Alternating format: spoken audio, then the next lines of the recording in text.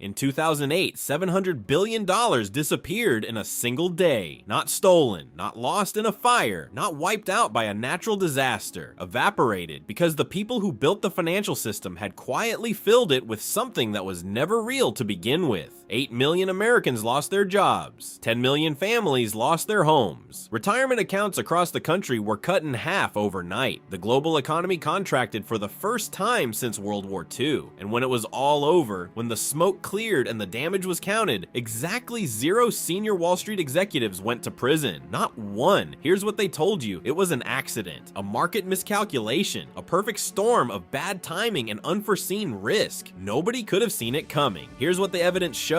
They saw it coming. Some of them planned for it, and a few of them got extraordinarily rich because of it. This is not a story about markets failing. This is a story about people, specific people, with specific names, who made specific decisions, and then walked away. Follow the money. To understand what happened, you need to understand one product. It's called a Collateralized Debt Obligation, a CDO. The name sounds complex by design. Financial complexity is a feature, not a bug. It keeps ordinary people from asking too many questions. But the concept underneath is simple. A CDO is a bundle, a package. Here's how it worked. A bank gives out mortgages, hundreds of them, some to creditworthy borrowers, many by the mid-2000s to people who could barely afford the payments at all. People with no income verification, no down payment, adjustable rates that would spike in 2 years. These were called subprime mortgages. The bank doesn't want to hold these loans on its books. That's risky. So instead, it bundles thousands of mortgages together into a single financial product. It slices that product into different risk levels, tranches they're called, and then it sells those slices to investors all over the world. Pension funds, insurance companies, foreign banks, anyone looking for yield in a low interest rate environment. The pitch was simple. Yes, some individual mortgages inside the bundle might default, but thousands of mortgages across dozens of states. They can't all fail at once. Diversification makes the package safe. That logic had one fatal assumption buried inside it. It assumed that home prices would never fall nationally at the same time. They had never fallen nationally at the same time, not in recorded American history. But here's what the banks knew that the investors didn't. By 2005 and 2006, the mortgage market wasn't operating normally anymore. Lending standards had collapsed entirely. Banks were issuing mortgages to people who had no realistic chance of repaying them because the banks weren't planning to hold those mortgages. They were planning to bundle them and sell them within weeks. The bank that made the loan had no skin in the game, zero. They got their fees up front. Someone else owned the risk. This is called the originate to distribute model, and it was a perfect machine for generating volume without accountability. The worse the loans, the more volume you could do. The more volume you did, the more fees you collected. The fees were real and immediate. The risk was someone else's problem, packaged, rated, and shipped out the door before anyone could look too closely. But for the machine to keep running, it needed one more piece. It needed someone to bless the product as safe. Enter the rating agencies. Moody's, Standard & Poor's, Fitch. These 3 companies controlled the credit rating system. Their job, their entire reason for existing, was to assess financial risk and tell investors how safe a product was. A AA rating meant the safest possible investment, safer than most government bonds, the kind of thing a pension fund could buy without a second thought. In the mid-2000s, Moody's and S&P were stamping AAA on CDOs packed with subprime mortgages. Not a few, not occasionally, systematically. Between 2000 and 2007, Moody's rated nearly 45,000 mortgage-related securities. A significant portion of them received AAA ratings. Many were later found to be essentially worthless. Why would they do this? The rating agencies were paid by the banks whose products they were rating, not by the investors who relied on the ratings. The banks were their clients, and the banks had a choice. They could shop their CDOs to whichever agency would give them the best rating. This created what economists call a conflict of interest, what everyone else calls an obvious problem. A Moody's analyst who gave accurate ratings, who called a toxic CDO what it actually was, risked losing the client to S&P.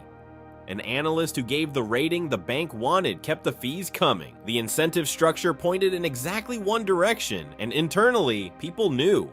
In 2006, an S&P analyst sent an internal instant message about a CDO deal that later became notorious. The message read, and this is documented in the Senate investigation, that the deal was ridiculous and that we should not be rating it. They rated it anyway. Internal emails at Moody's showed analysts describing their own ratings as structured by cows. The people inside the machine understood what the machine was producing. They kept producing it. The rating agencies turned the last line of defense into a rubber stamp. And when the rubber stamp was in place, the money flowed. But there's a third layer to this story, and it's the one that reveals the full depth of what was happening. Goldman Sachs understood the machine better than anyone. By 2006, some of Goldman's own internal analysts were growing nervous about the mortgage market. They ran the numbers. They looked at the loan quality inside the CDOs. They saw what was coming. So Goldman did two things simultaneously. First, they kept selling CDOs to clients, packaging the same subprime mortgages, taking the fees, moving the product. Business as usual on one floor of the building. At the same time, on another floor, Goldman was quietly taking short positions against the mortgage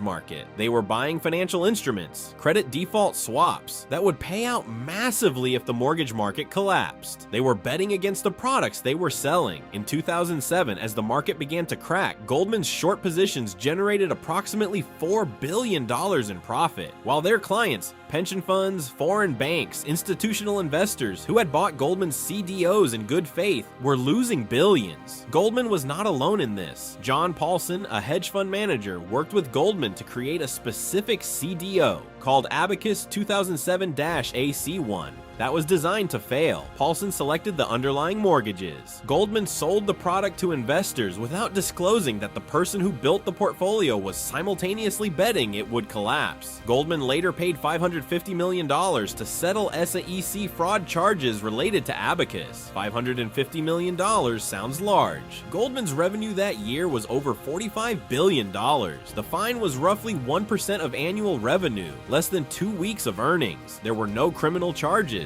The architects of the product that defrauded investors settled a civil case, paid a fine that represented a rounding error on their balance sheet, and went back to work. On September 15, 2008, Lehman Brothers filed for bankruptcy. It was the largest bankruptcy in American history. 158 years of history gone in a single morning. Lehman had been one of the most aggressive players in the CDO market. By 2008, they were holding toxic assets they could no longer sell and could no longer hide. The firm had leveraged itself 30-1, meaning for every dollar of equity, they owed $30 in debt. When the assets lost value, there was nothing underneath. The collapse was immediate and catastrophic. In the 24 hours after the Lehman announcement, financial markets around the world froze. The stock market dropped 504 points in a single session. Money market funds, considered the safest of all investments, began failing. The credit markets that companies used to make payroll and pay suppliers seized up almost entirely. It was as if the circulatory system of the global economy had a heart attack, and then came the bailout. In October 2008, the United States government passed the Emergency Economic Stabilization Act, $700 billion of taxpayer money,